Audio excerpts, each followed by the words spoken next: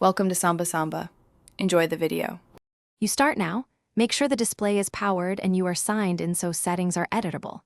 If you have a laptop, locate the brightness function keys on the top row. If using an external monitor, prepare to use its on-screen display. Once done, use the keyboard keys to raise or lower brightness while watching the screen.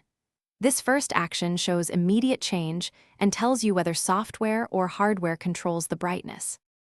Next, go into the display settings to see the brightness slider. This reveals the current level and allows precise adjustment.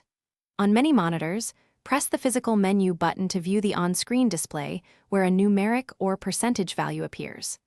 If your operating system hides numbers, install the vendor utility or a small app that reports exact percentage. Make sure to toggle auto brightness off while testing, because sensors can change values automatically and obscure the true setting. Finish by aligning the values. Set brightness in the OS, then confirm the same number on the monitor OSD. This proves the true brightness level. Once matched, note the numeric value for reproducible settings later. If numbers differ or adjustments have no effect, update the display driver and disable ambient light adjustments. Make sure external monitor cables are firmly connected. If problems persist, use a